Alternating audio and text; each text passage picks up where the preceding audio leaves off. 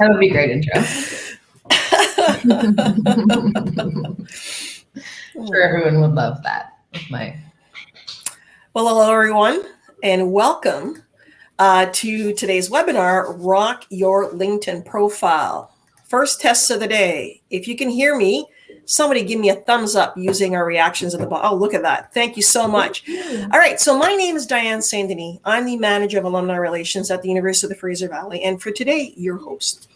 Before we start today's session, I want to acknowledge that I'm speaking to you from the traditional territories of the Stolo people.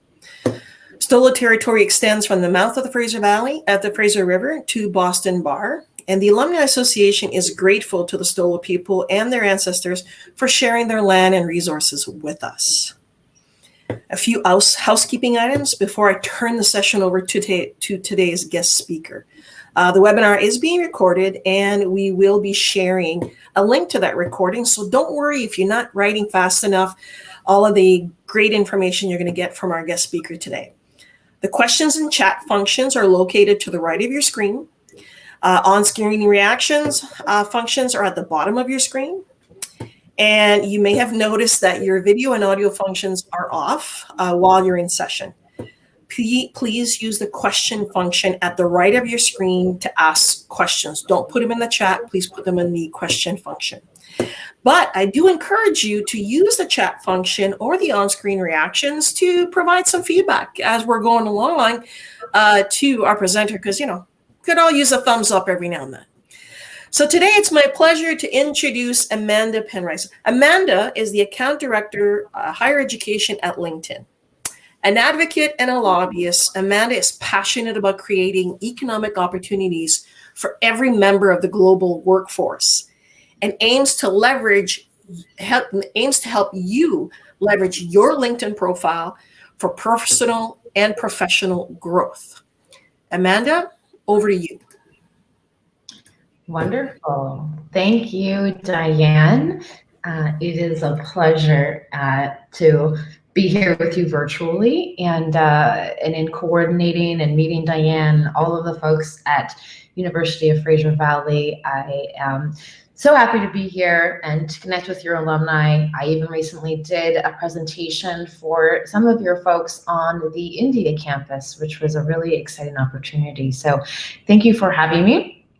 I've put my LinkedIn profile on the chat box there if any of you want to go and connect with me on LinkedIn, or as I'm talking about a LinkedIn profile, you're happy to judge away.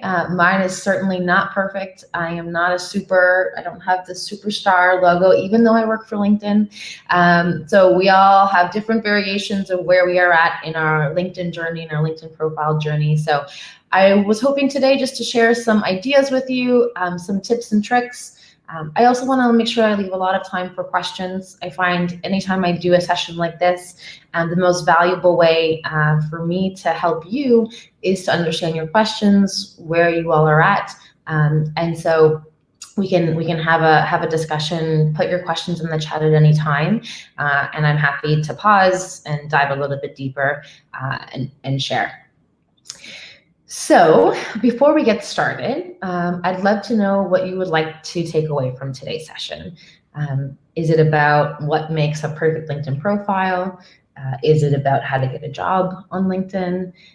Is it about if you want to become a writer or an influencer? What does that look like?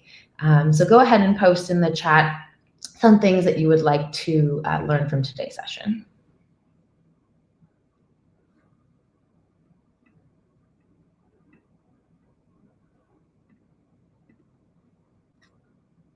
Do we have a quiet group today?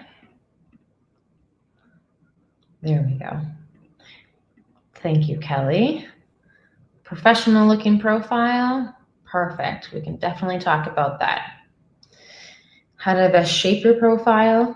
Yes, the differences between Facebook and LinkedIn. I always have to explain, to my mom that LinkedIn is basically like Facebook, but for your professional network. So what does that mean, and how do we stay credible on the profile?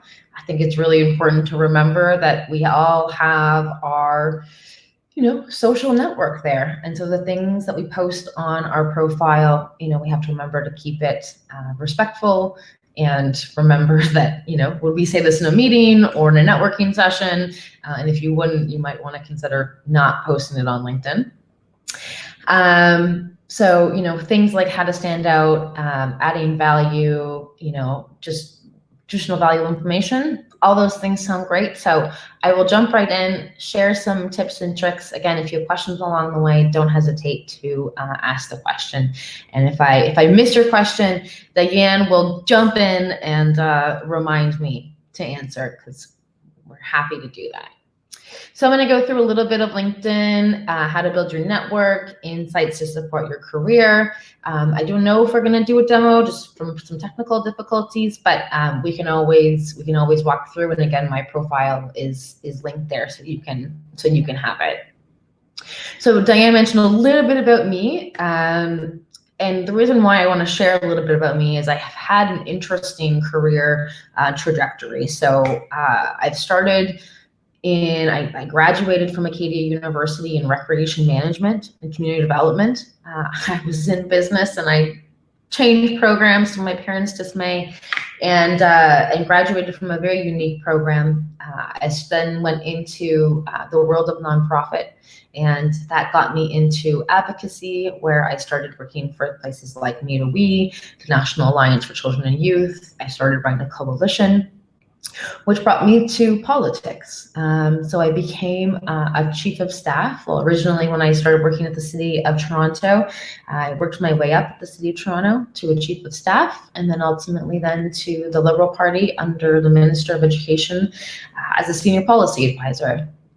And along the way, what's been so valuable in each one of these experiences is that each one of them has been as a result of my network. There is not one job or opportunity that's been listed on this page that has not been because of my network, from the relationships that I have, from someone knowing, hey, someone's looking to hire, or I need a person to fill this role, or hey, I really want to join LinkedIn. What is that going to look like for me to get there? So it's really, really important. And I wish that years ago I had done this, as I'm sure maybe some of you on this call feel the same. So at any point, it's great to continue your network. But when I say I really wanted to join LinkedIn, when we all got fired, the Liberal government here in Ontario did not win re-election, and I wanted to be at a place where I could still have meaning. And a place where we can create economic opportunity for everyone and to connect the world's workforce meant that I could be at the epicenter of change, and a place where I could really provide value and meaning to everybody in my network. And that was really important to me. And so I'll talk a little bit today about how, going from nonprofit to government to a corporate job, how I did that, because it's not always easy to make those kind of career transitions. So I'll talk a little bit about that today. What we all mostly know LinkedIn as is, the LinkedIn's largest professional network. The amount of members that we have in Canada, we have 6 of the 9 million working professionals in Canada, which means, the likelihood of someone in your network or an employer that you're looking for, or even just to build work connections, for example, they're likely going to be on LinkedIn. They might not have an active profile, but they are likely going to be there, which also means if someone does a Google search of you, it is likely that a LinkedIn profile is going to come up. So again, really important as to what your presence looks like. Even it doesn't have to be extensive, but making sure that there is a professional presence is important. Because at the end of the day, people are going to be connecting with you, people are going to be learning from what's happening in your industry, and ultimately, if you're ever at a position where you want to get hired or looking for a job, or you're looking to hire someone, LinkedIn is a great place to do that. So at LinkedIn, what makes it really interesting is that we have this very large economic graph. It is built up of all of our members, our companies, our jobs, the skills, and all of these things in one place becomes an extremely powerful tool. It feels odd sometimes to work for such a monopoly in the space, because really there isn't. I have family members who are in Switzerland and they have their own different kind of network or platform.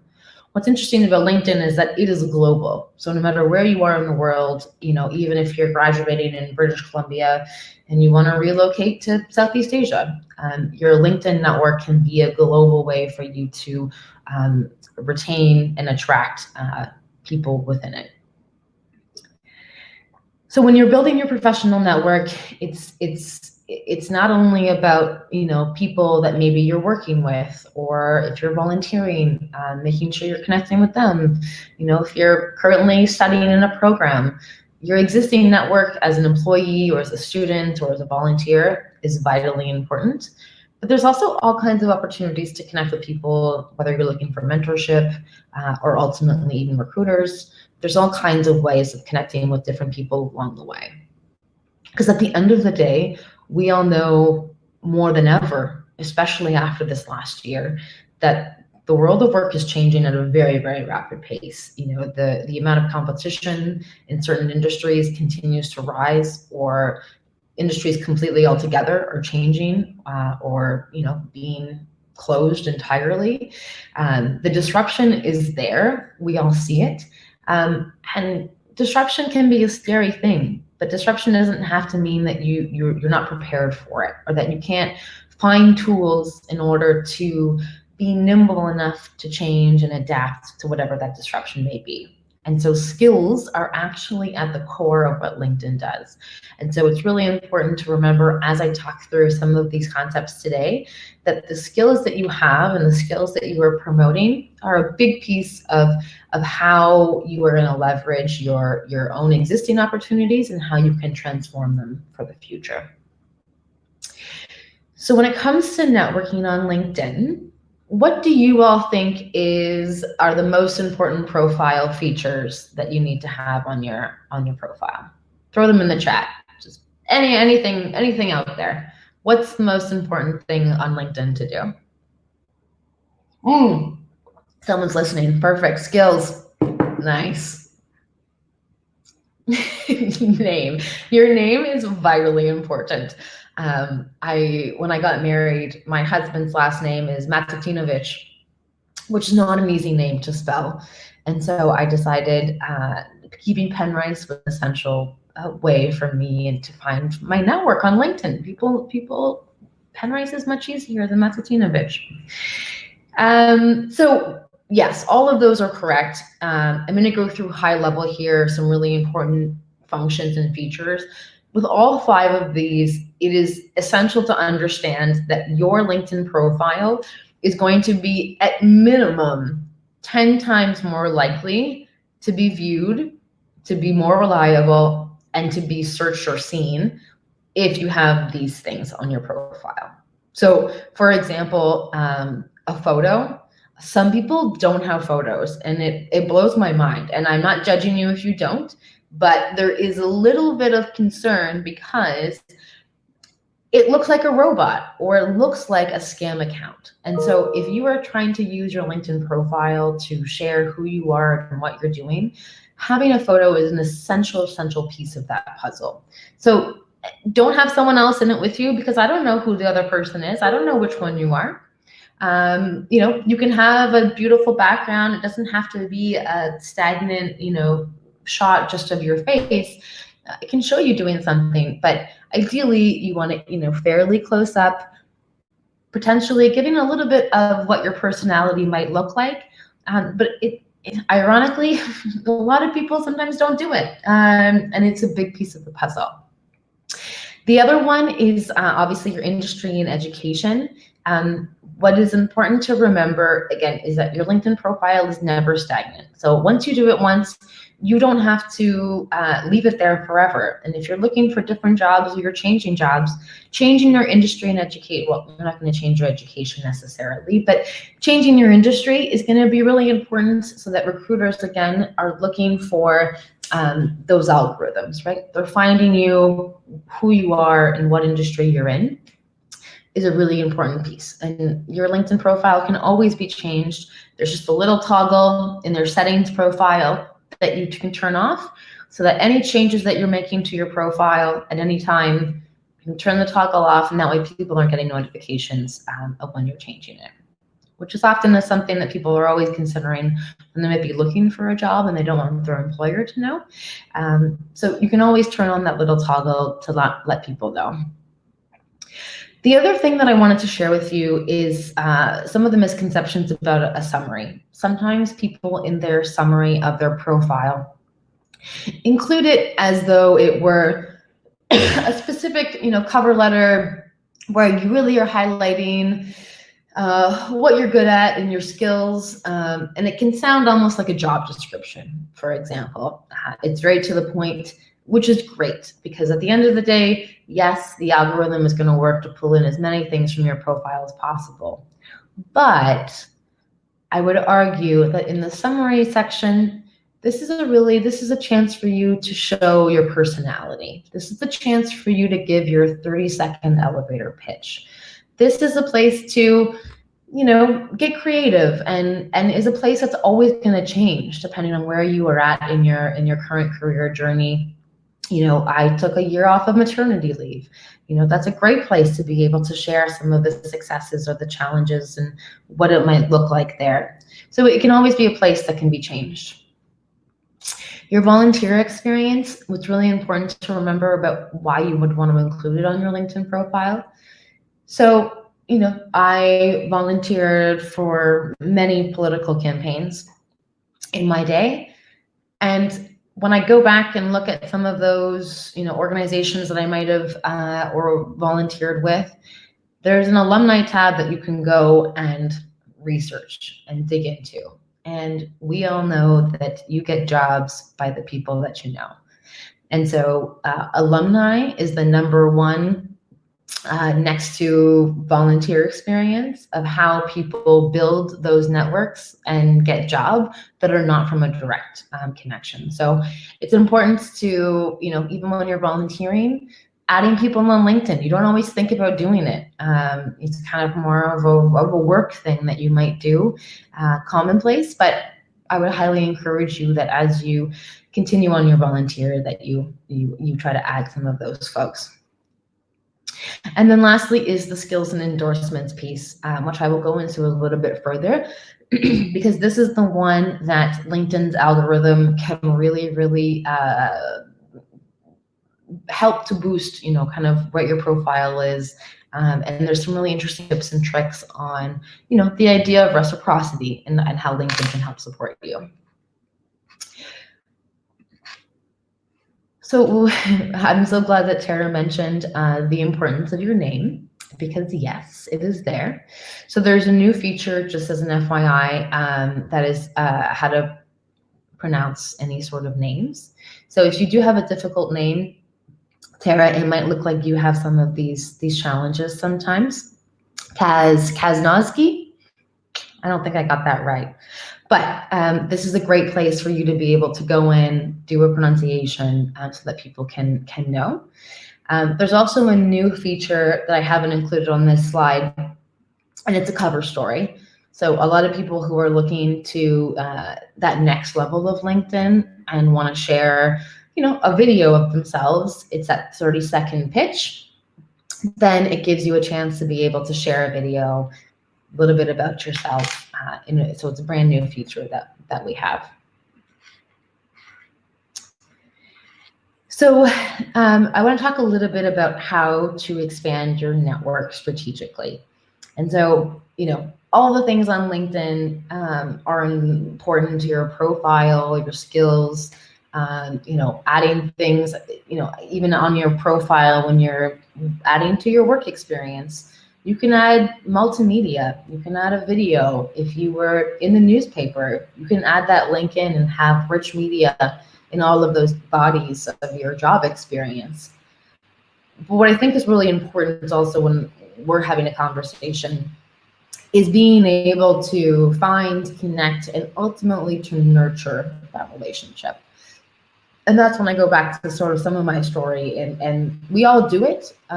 It's just that LinkedIn can be a really great tool, almost like a CRM, to help you manage your own professional network.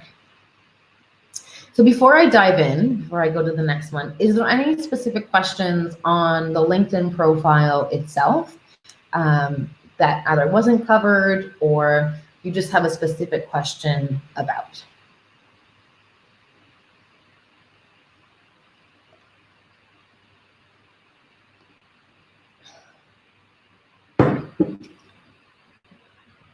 Okay. Wonderful. So, finding connections on LinkedIn. This is one of the ways, of course, I would always encourage you, as I just mentioned, you're volunteering, you're working very closely with your volunteer coordinator, add them on LinkedIn. You are at a job, you obviously have close colleagues, or your managers, or your supervisors, or your senior leadership, for example. You can follow them, or you can connect with them. But there are lots of other ways to build out those connections even further. So for example, when I made the decision that I wanted to start working at LinkedIn, I could go to their company page and see who was working there. Say, for example, I wanted to start getting into the world of HR. It's not something I'm very skilled at, but I wanted to see who at LinkedIn works in HR. I could start looking at the company pages and getting an understanding of maybe who is there, and maybe find some people that I have a common connection with. There's lots of mutual connections, and again, that's the importance of building out that network, is then you can start reaching out to those people at the company to maybe ask a question that you might have about a hiring process or about an upcoming job, or even what it's like to work at the company. There's also a lot of groups. If you just search in the toolbar at the very front, in the Boolean bar at the very top of LinkedIn, and just start searching. There's all kinds of interesting groups that are out there. So for example, there are Women in Tech Sales is a group. So very convenient, fits exactly who I am as a professional. And what's great on there is that there's often recruiters or there's people who are posting for jobs, looking for different board seats. So there's always different kinds of opportunities that are coming up within those groups that you might want to find. Or you're really inspired by someone who's posting regularly and you say, hey, I'm really digging what they're saying, and maybe you want to reach out to them, follow them on LinkedIn. You can do those. I'm talking about the idea of following and connecting. They are two separate functions. You can follow someone, and by following them, it just gives you a chance to see what they're up to in their network. It gives them a little reminder that you are following them. And often it's a really nice touch point before you start connecting with them and actually officially reach out and say, hey, I've been following you for the last couple of months. I really am inspired by the work that you're doing. I'd love to have you in my professional network. And it's a really great way of that nurturing. So you're not just reaching out with a cold ask and, I see you work at LinkedIn in HR, there's this job, can you chat for 5 minutes? If you can be a little bit more methodical and take a few steps back, it's not always necessary, but it can be a really nice way if you're trying to take a more proactive approach at your network to do so. So the other places, obviously, that you can find and where I would significantly highlight is your alumni. So if you search again, just in that search bar on the top, you can search UFV. On there is an alumni tab. And on that alumni tab has all of the people who have graduated from University of the Fraser Valley. And you can do all kinds of searching for it. So you can look by geography. You can look by different roles. You can look by different companies, for example. And so this is an extraordinarily powerful way of, if you're looking to build additional connections with people to, for example, leverage for a job, or if you're in sales like myself and all kinds of opportunities, that alumni tab is free. It is filled with all kinds of amazing data. And please, use it to your advantage, because it's a wonderful, wonderful tool. And then, of course, it's, my network recommendations. And often, as you'll probably see, LinkedIn lets you know where people find you. And so this is often where you'll find most of your connections, because it's passive. It's just a nice little reminder that pops up. So just a few tips on finding your connections. 2 is your relationships. So this is what I was just talking about: following, sharing, liking, commenting, and connecting. So, for me, I work in sales. Sometimes there's some very senior leaders at institutions, at colleges or universities, who I'd like to have a conversation with, but I don't know them yet. I haven't been introduced to them yet. And for me just to go and start connecting with them on LinkedIn sometimes can scare people away. They don't always, there's a lot of people in this world who don't like connecting with people or will not connect with people if they don't know you or have a personal connection to you. And so by either following them first gives you a chance to kind of see what they're up to. And when you start following them, they post, an exciting new event is happening at University of the Fraser Valley. And I can comment or I can share that post. And all of a sudden now I'm giving them some credibility, or I'm giving them some benefit back to their own network.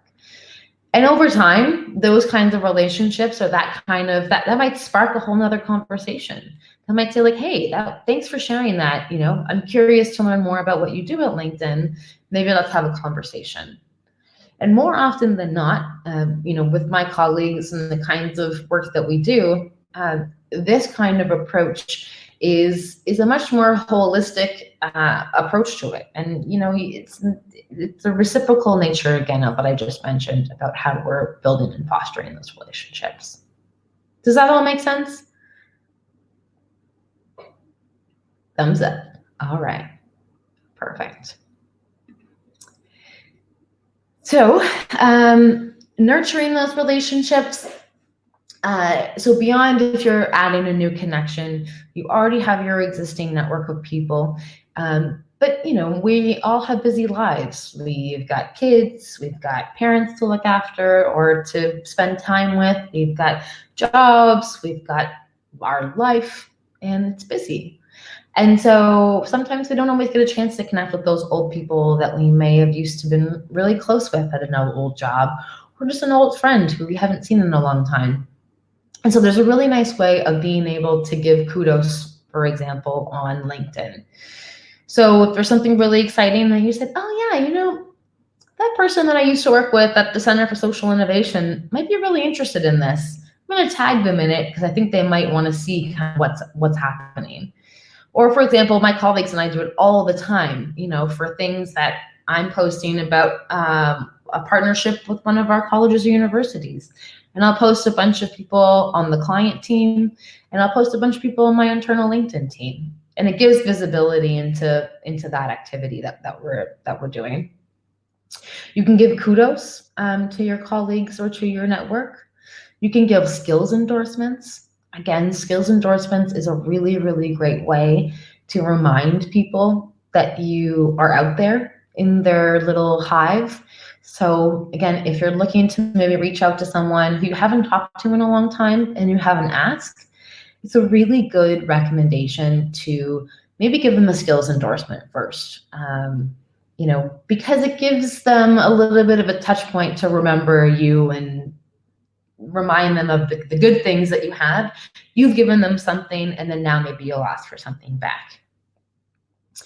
The last thing that I wanted to share about nurturing relationships is the recommendations feature.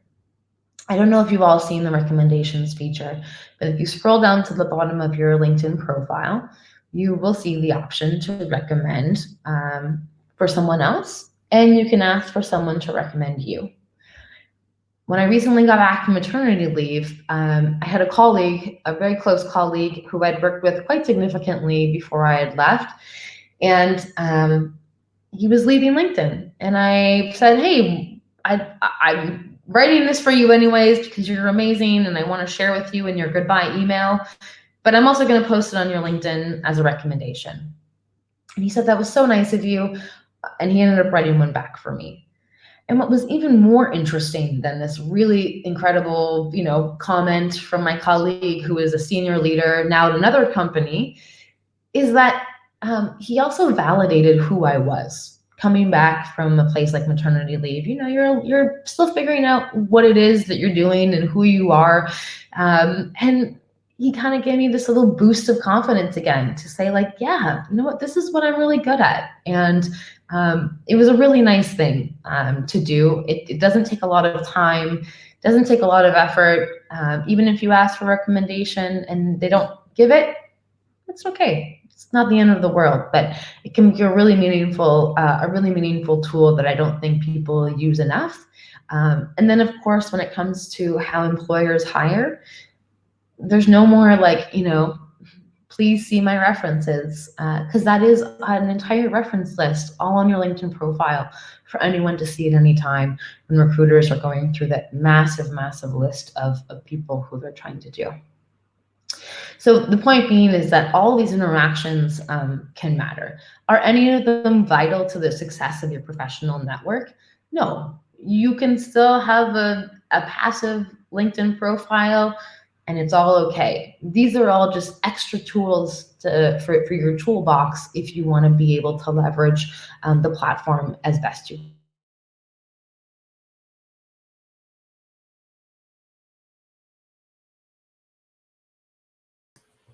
Amanda, I'm going to interrupt you there because I think we've lost sound. Yeah, we can't hear you anymore. At least I cannot hear you anymore. Okay, is the thumbs up you can't hear her, or me neither? Okay, so we cannot hear you. Oh no. Nope.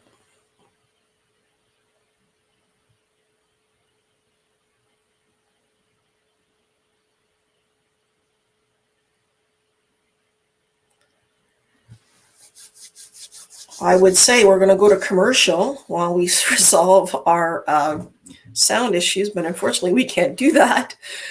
The joys of virtual presentations and technology.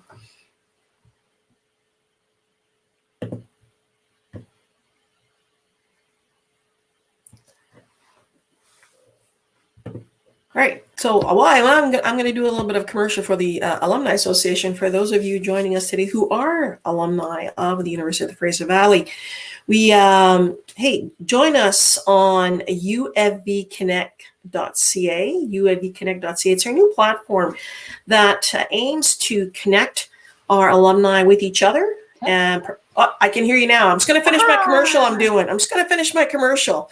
UFV Connect, all one word, .ca. We'll put that in the chat before the event is over. Join us on that platform. It's meant to connect alumni. We post jobs. We have groups to enable, again, that discussion for personal growth and professional growth. There's updates on what's happening with the Alumni Association, which is your alumni association, as well as the university and upcoming events, etc. I believe Leona's on the platform, so she'll pop that into the chat. But please, join us on that platform. And now back to our regular scheduled program. Amanda, all yours. Okay, can you hear me again? Yes? Yeah, can hear you 100%. Oh, right, perfect. Great, okay. So I will quickly wrap up this section here. And sorry about that technical piece, but ultimately is that you don't need to start looking for a job to start utilizing your network. You can do so with your family, with your friends, all kinds of people. Deepening relationships with your ties. The UFV Alumni Association is fantastic. They are doing so much, and I really enjoyed working with them. And so people like that, there's always places to connect with them or ask for help. So be sure to make those connections and send those emails when you can. And a quick note on the emails: when you send an email, make it as easy as possible. People really want to help, but if your ask is too vague or too broad, often people just say like, I don't have time for like a 30-minute, or a 15-minute coffee chat. But if you ask a very, very specific, direct question, hey, I'm looking for an introduction to Diane St. Dennis. I'm doing some work at the University of Fraser Valley. Would you mind connecting us? It's a very, very specific ask when you're sending an email. So make sure that you keep that in mind when you're sending out those requests. So there's all kinds of ways to either be, an advocate for a family or a friend. There's lots of people that I will take a look at their profile. How does it look? Is there things that can be improved on it? It's a really collaborative space. So it's public, it's out there. Just get some feedback, see how it goes. There's also, if you have a boss, or maybe bring it in within your professional review at work. Hey, I'd really like to improve my presence professionally. What can we talk a little bit what that might look like? And different with subject matter expertise. So I was going to get you all to go into your LinkedIn profile and maybe endorse someone, follow an alumni. 2 really easy steps that you can do right now that will help to build your profile. So lastly, I wanted to talk a little bit about the skills portion that I mentioned earlier was so vital to kind of what we do at LinkedIn. Specifically, for most of the time I've worked at LinkedIn, I have supported LinkedIn Learning. We're going through a very large reorg now, and it's going to be LinkedIn Learning anywhere from your planning, your hiring, your development, and your engagement strategies. So it's changing for me. My learning curve is going to be very significant. But when I talked earlier about my transition from being a senior policy advisor to the minister to applying for a sales role, nowhere on my resume or in my experience do I have sales, ever. And yet I landed 7 interviews later, what many consider a dream job at LinkedIn. And so we want to talk a little bit about what that looks like. And if you're looking to do some of those career transitions, whether it's in the same company and you want to just move up, you want to move horizontal, or you want to completely transform your career into a different place, there's some tools that are really helpful for you to be able to do that. So we know that skills are changing every day, in terms of like the workplace report, upskilling and reskilling, leadership, these are all things that we all know. And it's those soft skills, resilience, leading through change management. It's extraordinary how much change management is happening. And yet maybe we've never done it before. And that's not your fault. You don't have to be an expert in it. But sometimes in your position, you may be asked to do something fairly transformative and don't have the tools to do so. And so, there's all kinds of skills that we know based on that economic graph that I told you about of what's happening and how skills are changing. Things like IT and engineering, business always continues to be up there. But they're constantly changing, and how do we keep up, right? Certainly certifications and continuing ed play a very significant role. I started doing my PMP, my project management designation, and I wish that I had had something like LinkedIn Learning before I started the designation, because I realized very shortly after it was not the kind of project management I was into, and I spent a lot of money on continuing that course to get there. But I probably could have done some LinkedIn Learning courses. But if you do know and you are more specific, at LinkedIn Learning, which you can just get through premium access, or in your survey, let Diane know. There's been some conversations about offering it through University of Fraser Valley alumni for access to the alumni network, is that you can do your continuing education programs, like your CHRM, for example, or your PMI. You can do those kinds of learnings and those credentials, or even maintaining your credentials through LinkedIn Learning. From it, though, what's really important is you can get the certifications and the endorsements from it. So this is, for example, when I went and started preparing, that I wanted to start working at LinkedIn because we were all fired from our jobs. I was like, super, this is great. And this role came up and it was in sales. And I was like, crap, I have zero sales experience. So I started going onto LinkedIn Learning and I started doing a whole bunch of sales videos. And what I did was I posted those sales videos. Once I completed them, I posted them on my profile. So I didn't have to go back to school. I didn't have to spend a whole lot of money. I paid for LinkedIn Premium on my own, which is not cheap. It's, $250 a year. But I made that investment in myself, knowing that this is where I needed to go. And I posted those certifications on my LinkedIn profile. Not only did it show my investment in learning in the industry that I was hoping to get into, but it also it showed my ability to learn.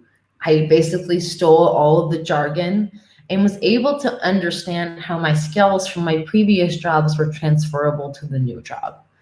And that can be as simple as like I was working in a restaurant and my customer service skills of being able to take customers' orders might be really transferable to another job in a call center, for example. There's all kinds of ways that we can transfer our skills, but sometimes if we don't know the industry well enough, we don't know how to position the experience that we have. And so this is a great way to be able to do that micro, skills upskilling that you might need wherever you are in your career.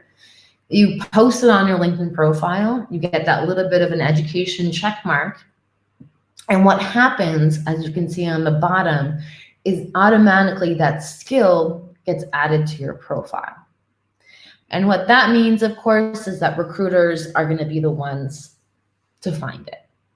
And so with LinkedIn Learning, you can go on, with LinkedIn Jobs, if you're looking for a job on LinkedIn, you see your dream job. On the right-hand side, it will give you a list of the skills that the job is looking for. And most of the time, it will actually check what skills you have in comparison to that job. If you are missing some substantial skills, you can log on to LinkedIn Learning. You can do some of those courses, add the credential, and you don't have to. Like, for example, there's a course on how to deal with really difficult bosses. Probably not an ideal video to post on your LinkedIn profile.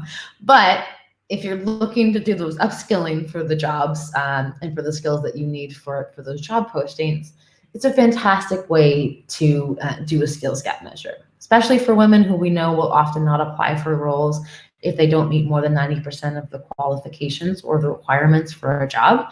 This is a great way to help you feel more confident walking into an interview to do that. So I wanted to share some useful resources with you and allow for the next sort of 15 minutes for any questions or dialogue. I'll post some pieces in the chat. We do have some courses on well-being and resilience and diversity and inclusion and all kinds of great things. Right now, there's lots of interesting courses on conflict resolution as we all head back from COVID. And then, of course, there's some free ones that are available that I will post as well on mastering in-demand skills, becoming a job hunter, building your career preparedness type of stuff. So I'll post that in the chat for you or even send afterwards as some links in the follow-up so you can all have access to those. They're free courses. About 10% of our courses are free. So we'll send those over to you. There is also, if you're looking at any time to do that kind of career transition, or just if you're working maybe with people who are, there is this Career Explorer tool that you can take a little bit of a look at, and can be quite interesting, a quite interesting tool, as well as our interview prep. So if you're just looking to do, get yourself ready in advance of, a job, it's pretty easy peasy. So I will send those over to you all. and share in the meantime. And otherwise, I will open it up for questions. And thank you all for taking the time. Thank you all for your lovely emojis and thumbs up and laughter along the way. It helps. I would always rather prefer this in person. But of course, this is a wonderful way to engage with everyone wherever you are, whatever time zone you're in. So thank you for having me. All right, so we're going to open the floor here for some questions. Again, if you have any questions for Amanda, you can put them into the question section, the question bar that's on the right of your screen. And a reminder that we will be circulating to you an email later that will have a link to the full session. So if there's something that you want to go back and re-listen or review, you'll be able to do that. I'm just waiting here. We've got a lot of thank yous happening. That's great. Yes, I know I've had the privilege of having a couple of conversations with Amanda and about my own LinkedIn profile. And she shared some great insight about the things that I was doing right and the things that I could improve, having shifted careers myself. So that's appreciated. So I encourage you to reach out if you need some advice. She's so open to helping others. And like I said, if you're an alumni, reach out to us. We also have an alumni group on LinkedIn. So that's a great way of being connected with people who could give you. So I have 2 focus areas. How can I not appear confused/confusing? Advice, Amanda. How different are the focus areas? Are they, in terms of focus areas, are we talking about like education and industry? Is that the idea?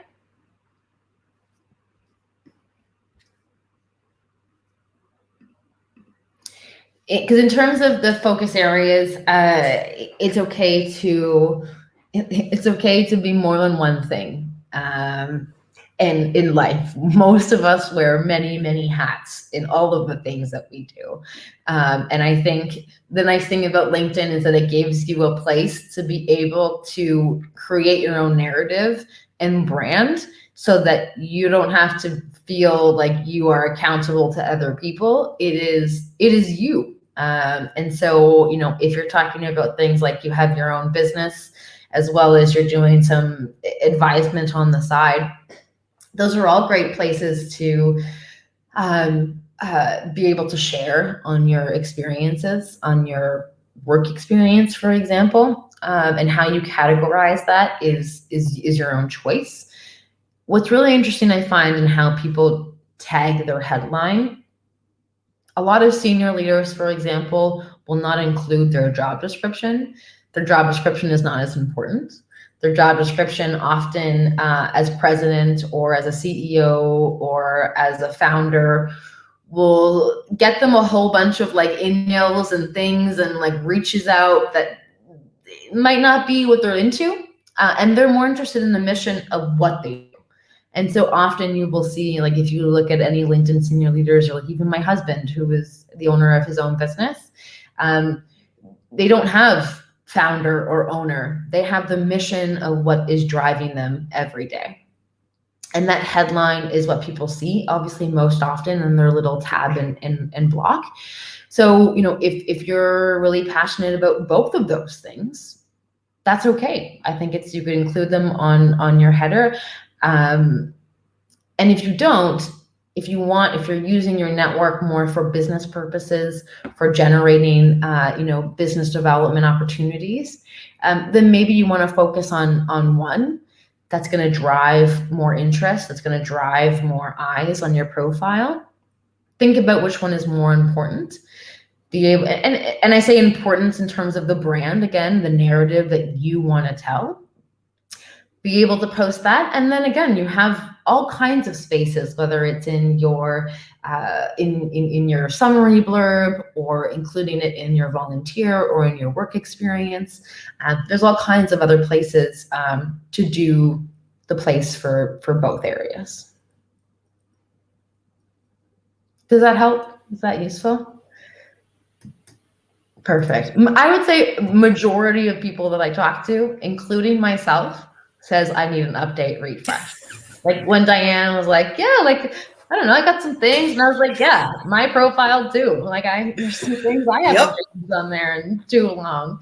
And I work for LinkedIn. You know, and I'm not the best at posting articles. I'm not the most active. Interestingly, LinkedIn has become a bigger publisher than most publishers in North America. So in terms of like, if you're looking to get published in a magazine, in a newspaper, and beyond, I would seriously try to spend some time writing some long form articles on LinkedIn, because your opportunity to have more visibility, more promotion of your business or whatever you're trying to talk about is going to be 10 times greater. Unless, of course, like that's what you're doing and you work in the industry and you're already established, then great. But we as a B2B company, business to business, and as a publisher have had rapid growth. There's some conversations now about like the influencers on LinkedIn. And I'm still catching up on a lot of that since I've been off on maternity leave and didn't open my LinkedIn for many, many months. But that's sort of the next phase of where some things are heading, but really, really great place if you want to get information out there, you know, my world of advocacy or sales or executive leadership, put it out there, because LinkedIn you will get many, many eyes on. I have to admit, I have a few favorite people that I follow on LinkedIn who do a lot of posts that are like a 1 to 2 minute read, right? So something that you can do when you need to get up from your desk and go for a walk. We shouldn't walk and read at the same time. That's actually dangerous. But, you know, when you need a break from work and maybe looking for a little bit of an inspiration, right? Mm-hmm. So great from that perspective. Mm-hmm. And yes, my profile needed a little bit of work. Does any other questions? There's no bad questions to hear, just the ones that are unasked are bad because we don't get to chat about it. If not, here we go. How does LinkedIn work in the creativity industry, the art industry? Oh, great question, Claire. It is a great question. It depends on, obviously, the employer, but as an industry as a whole, for example, in the world in which I work with colleges and universities, the majority of art institutions, so OCAD, you know, Emily Carr, you know, a huge majority at OCAD, for example, it's 80% of students will take a LinkedIn Learning video before they step into one of their courses. Because it's important that they learn not just the fundamentals of, you know, how to use the camera, but the principles of what photography is. And so often we work very closely with different art programs on the LinkedIn Learning side of it. In terms of, you know, LinkedIn as a whole for sharing and its presence and, you know, the industry that it is, I think more and more we're starting to see small and medium-sized businesses, often which are, you know, kind of the creativity arts industry, taking more of a presence of hiring and recruiting using LinkedIn. And there's some big companies, right? I mean, if you look at marketing agencies, you know, even the big corporate industries, if you want to look at small, like animation studios, you know, that industry it's a very large one for me, so it's hard to sort of capture. But it's the same idea, you know. I think if your skills are listed there, our skills taxonomy is massive. And so one of our strongest skill sets on LinkedIn Learning actually is we work with we have an entire creative section. It's IT, business, and creative, because we do all of the hard skill software that you need as a professional. And so they're often our biggest users. And on the hiring side, I think it can be equally as valuable. I don't know what as well for whatever industry you're in. But if you want to reach out to me on LinkedIn, you're happy to, if you want to follow up with that question, because it is growing, and especially people are always looking for creative folks in the industry. So, there's an interesting question. I'm a business administration aviation student, but I'd like to change my program just to business administration diploma. I have no prior experience in business industry. What should be done for having a better profile? So, I think business administration aviation sounds like a very cool program, by the way. But I get that it is very, very specific.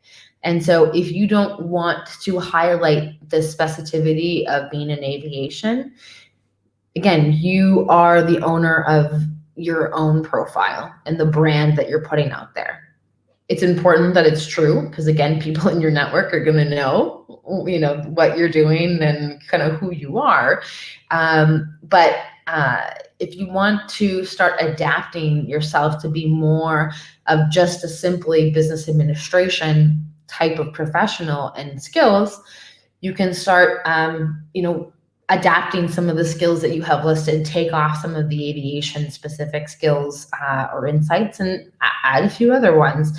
In that summary component, start posting articles, for example, that might be a little bit more specific to the business industry.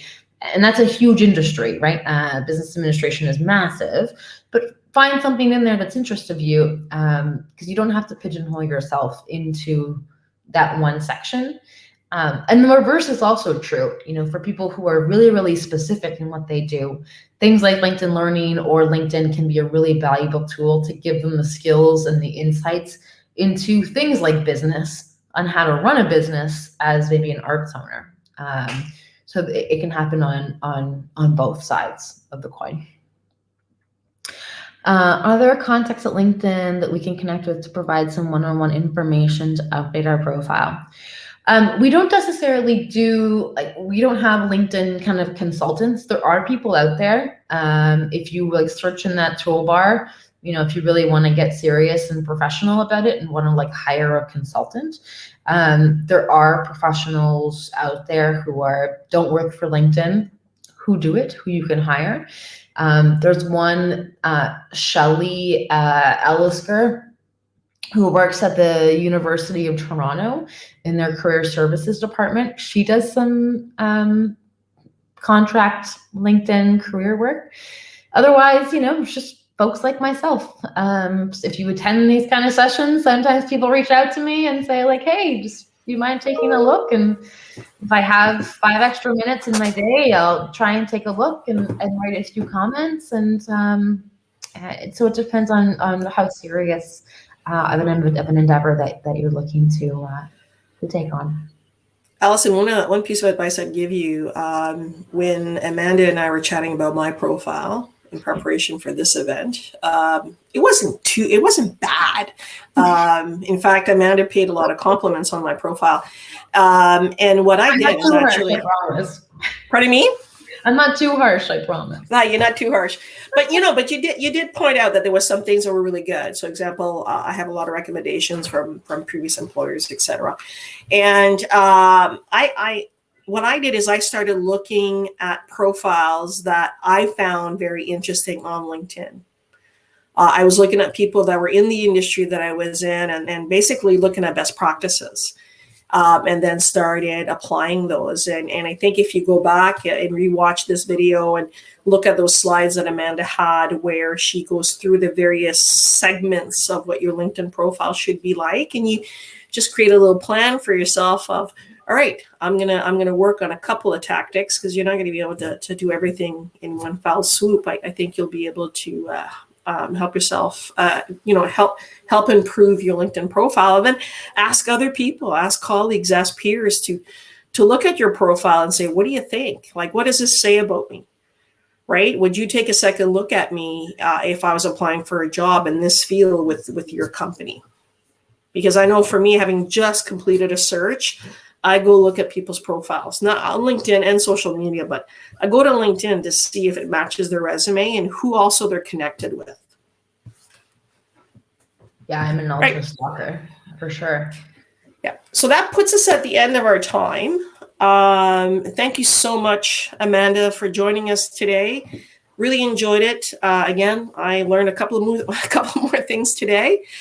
For all our attendees, as I said earlier, the start of the broadcast, we will be sending you an email with a link to the video and a survey. You get a chance to win a Starbucks card if you fill out the survey. So, let me buy you a coffee and give us feedback.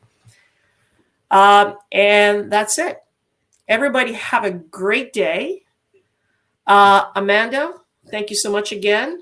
Thank you. We'll look to do this again in the near future. Thank Wonderful. you all. Thank you so much. Bye.